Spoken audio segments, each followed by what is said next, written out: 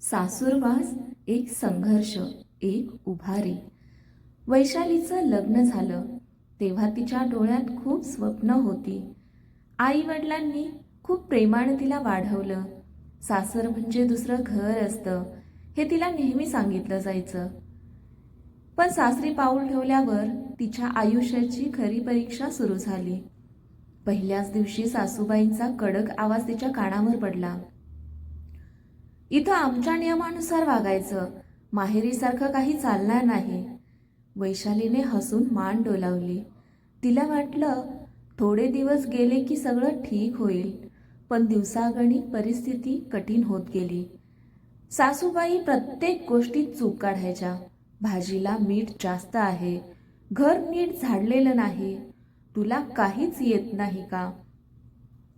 ननंद स्वाती ही कमी नव्हती. ती कायम टोमणे मारायची. आमच्या भावाला काही चांगली मुलगी मिळाली नाही का? वैशाली सगळं शांतपणे सहन करत होती. नवरा अमोल मात्र कामात इतका व्यस्त असायचा की त्याला घरातलं काहीच कळत नव्हतं. जेव्हा कधी वैशाली काही सांगायची तेव्हा तो म्हणायचा, आईचं ऐक, ती तुझ्या भल्यासाठीच बोलते. हळूहळू वैशाली आतून तुटू लागली. एक दिवस तर हद्दच झाली. सासूबाईंनी सगळ्यासमोर तिला अपमानित केलं. तुझ्या माहेरचं काहीच संस्कार नाहीत, आमचं घर बिघडवलंस. त्या रात्री वैशाली खूप रडली, पण त्या अश्रूंमध्ये तिला एक निर्णय मिळाला. आता गप्प बसायचं नाही. दुसऱ्या दिवशी सकाळी ती शांतपणे सासूबाईंना म्हणाली, आई, मी चुका करतेय, मान्य आहे, पण मला शिकायला वेळ द्या. रोज अपमान केलात तर मी कशी सुधारू? घरात पहिल्यांदाच कोणी सासूबाईंना असं उत्तर दिलं होतं. सगळे थोडे स्तब्ध झाले. नंतर तिने अमोलशीही स्पष्ट बोलणं केलं. तू माझा नवरा आहेस, मला तुझा आधार हवा आहे, फक्त सल्ला नाही. अमोलला तिच्या डोळ्यातलं दुःख दिसलं. त्याला जाणवलं की तो खरंच तिच्याकडे दुर्लक्ष करत होता. हळूहळू त्याने घरात लक्ष घालायला सुरुवात केली. काही दिवसांनी वातावरण बदलायला लागलं. सासूबाईंचा आवाज मवाळ झाला. स्वातीचे टोमणे कमी झाले. वैशालीने ही घर व्यवस्थित सांभाळायला सुरुवात केली. एक दिवस सासूबाईंनी स्वतःहून तिला म्हटलं, तू खरंच खूप संयमी आहेस, आम्हीच तुला समजून घेतलं नाही. त्या दिवशी वैशालीच्या डोळ्यात आनंदाश्रू होते. दुःखाचे नव्हे तर जिंकलेल्या लढ्याचे. सासूरवास कठीण असू शकतो, पण गप्प बसून सहन करणं हा उपाय नाही. संयम, संवाद आणि आत्मविश्वास यांच्या जोरावर नातेसंबंध सुधारू शकतात. वैशालीच्या आयुष्यात थोडं स्थैर्य आलं होतं. सासूबाईंचा स्वभाव ही थोडा मवाळ झाला होता आणि अमोल ही तिच्या बाजूने उभा राहू लागला होता. पण जिथं सगळं सुरळीत चालतं तिथं नवं वादळ येणं ठरलेलंच असतं. एक दिवस ननंद स्वाती काही दिवसांसाठी माहेरी आली. तिच्या येण्याने पुन्हा घरात तणावाचं वातावरण निर्माण झालं. स्वातीने सुरुवातीला टोमणा मारला, वा, आता तर घर खूप बदललंय, बहुतेक वहिनींचंच राज्य चालतंय. सासूबाई काही बोलल्या नाहीत, पण त्यांच्या चेहऱ्यावर संभ्रम दिसत होता. स्वाती रोज काही ना काही कारण काढून वैशालीला चिडवू लागली. आई, बघ ना, वहिनी आता तुमचं ऐकतच नाही, घरातल्या सगळ्या गोष्टी स्वतःच ठरवतात. हळूहळू सासूबाई पुन्हा स्वातीच्या बोलण्याला बळी पडू लागल्या. त्यांनी वैशालीवर पुन्हा टीका सुरू केली.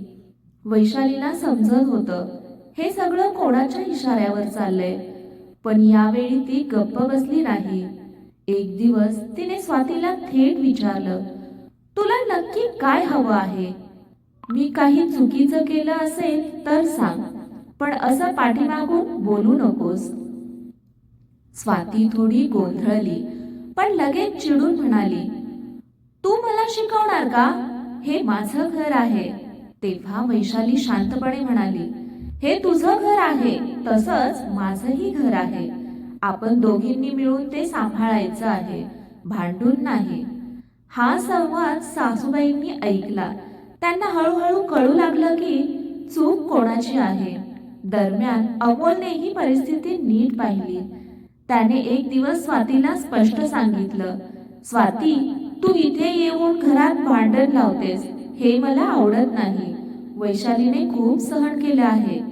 स्वातीला पहिल्यांदाच भावाने विरोध केला होता. ती काही बोलू शकली नाही. काही दिवसांनी स्वाती शांत झाली. तिने वैशालीकडे येऊन हलक्या आवाजात म्हटलं, माफ कर, कदाचित मी जरा जास्तच वाईट वागले. वैशाली हसून म्हणाली, नातं टिकवायचं असेल तर माफी आणि समजूत दोन्ही लागतात. त्या दिवसानंतर घरातलं वातावरण पुन्हा शांत झालं. सासूबाईही आता वैशालीवर विश्वास ठेवू लागल्या. पण कथा इथे संपत नाही. कारण वैशालीच्या आयुष्यात अजून एक मोठं आव्हान येणार होतं, जे तिच्या नात्यांची खरी कसोटी घेणार होतं. घरातलं वातावरण आता शांत झालं होतं. वैशालीने संयम, समजूत आणि प्रेमाने सगळ्यांची मनं जिंकली होती. पण आयुष्य कधी इतकं सरळ नसतं. एक दिवस अचानक अमोलच्या ऑफिसमधून बातमी आली. कंपनीत कपात सुरू झाली होती. काही दिवसातच अमोलची नोकरी गेली. घरावर जणू वीज कोसळली. अमोल पूर्णपणे खचून गेला. तो दिवसभर शांत बसायचा, कुणाशी बोलतही नव्हता. सासूबाई चिंतेत पडल्या. आता घर कसं चालणार? त्या काळजीने त्या म्हणाल्या. स्वातीने पुन्हा एकदा वातावरण ढवळून काढलं. आई, मी आधीच सांगितलं होतं, वहिनींचं पायगुण चांगलं नाही. हे ऐकून वैशालीच्या डोळ्यात पाणी आलं. पण यावेळी ती तुटली नाही. ती उभी राहिली. त्या रात्री तिने अमोलचा हात धरून ठामपणे सांगितलं, नोकरी गेली म्हणजे आयुष्य संपत नाही. आपण दोघं मिळून काहीतरी करू. मी तुझ्यासोबत आहे. अमोलच्या डोळ्यात पहिल्यांदाच आशेची एक छोटीशी किरण दिसली. दुसऱ्याच दिवशी वैशालीने एक निर्णय घेतला. तिला स्वयंपाकाची खूप आवड होती. तिने घरातूनच टिफिन सर्व्हिस सुरू करायचं ठरवलं. सुरुवातीला सासूबाईंना शंका होती. लोक काय म्हणतील? घरातील सून बाहेरचं काम करणार?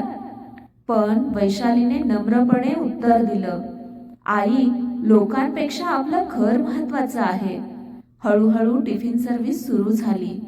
पहिल्या काही ऑर्डर्स मिळाल्या. वैशाली दिवसरात्र मेहनत करू लागली. अमोल ही तिच्या कामात मदत करू लागला. काही दिवसातच व्यवसाय वाढू लागला. लोकांना वैशालीच्या हातचा चविष्ट जेवण आवडू लागलं. एक दिवस सासूबाई अभिमानाने शेजाऱ्यांना म्हणाल्या, ही माझी सून आहे, घर सांभाळते आणि व्यवसायही करते. स्वातीही आता बदलली होती. तिने वैशालीला मदत करायला सुरुवात केली. अमोलला नवीन नोकरी मिळाली. पण तो म्हणाला, मी तुझ्यासोबत हा व्यवसायही पुढे नेणार. आपण दोघं मिळून काहीतरी मोठं करू. वैशालीच्या डोळ्यात आनंदाश्रू होते. तिने फक्त सासूरवास सहन केला नव्हता, तिने त्याला यशात बदललं होतं. अडचणी येतातच, पण त्या आपल्याला तोडायला नाही, घडवायला येतात. जर साथ, विश्वास आणि मेहनत असेल तर कोणतंही संकट लहान वाटू लागतं. अशीच काही वर्ष लोटली. वैशाली आणि अमोलचा छोटासा टिफिन व्यवसाय आता मोठ्या केटरिंग सर्व्हिसमध्ये बदलला होता. शहरात त्यांच्या नावाची चर्चा होऊ लागली होती. वैशालीच्या हातचा स्वाद ही एक ओळख बनली होती. घरातही खूप बदल झाला होता. सासूबाई आता आधीसारख्या कडक नव्हत्या. त्या वैशालीला प्रत्येक ठिकाणी अभिमानाने ओळख करून द्यायच्या. ही माझी सून नाही, माझी मुलगी आहे. एक दिवस अमोलने वैशालीला सरप्राईज दिलं. आपण स्वतःचं रेस्टॉरंट सुरू करणार आहोत. वैशालीच्या डोळ्यात आनंद चमकला. खरंच? काही महिन्यातच त्यांचं छोटंसं पण सुंदर रेस्टॉरंट सुरू झालं. उद्घाटनाच्या दिवशी सगळं कुटुंब एकत्र जमलं होतं. सासूबाईंनी रिबन कापताना भावूक होऊन म्हटलं, आज मला समजलं सून ही परकी नसते, ती घराचं भाग्य असते. स्वाती ही हसत वैशालीला मिठी मारत म्हणाली, वहिनी, तुम्ही खरंच आमचं आयुष्य बदललं. त्या दिवशी वैशालीच्या मनात सगळे जुने दिवस झरझर फिरून गेले. अपमान, अश्रू, संघर्ष आणि त्यातून उभं राहिलेलं हे सुंदर आयुष्य. पण अजून एक क्षण बाकी होता. वैशालीने तिच्या आई वडिलांना स्टेजवर बोलावलं. आज मी जी काही आहे ती तुमच्यामुळेच आहे. सगळ्यांच्या डोळ्यात पाणी आलं. अमोलने तिचा हात हातात घेतला आणि हळूच म्हणाला, तू फक्त माझी पत्नी नाहीस, तू माझी ताकद आहेस. कथा इथे संपते, पण संदेश कायम राहतो. सासूरवास हा फक्त संघर्षाचा प्रवास नसतो, तर तो स्वतःला ओळखण्याचा आणि सिद्ध करण्याचा एक मार्ग असतो. आपल्या घरी सून म्हणून येणारी मुलगी ही आपल्या आई वडील, घर सोडून नवीन घरी नव्या दुनियेत येत असते. तिला समजून घ्या, तिच्यावर प्रेम करून विश्वास ठेवा. प्रेम, संयम आणि आत्मविश्वास असेल तर कोणतीही सून तिचं आयुष्य सुंदर बनवू शकते. आपण ही कथा ऐकल्याबद्दल, वाचल्याबद्दल आपले खूप खूप आभार. ही कथा आपल्याला आवडली असेल तर कथेला लाईक करा, शेअर करा आणि आपल्या चॅनेलला सबस्क्राईब करा. धन्यवाद.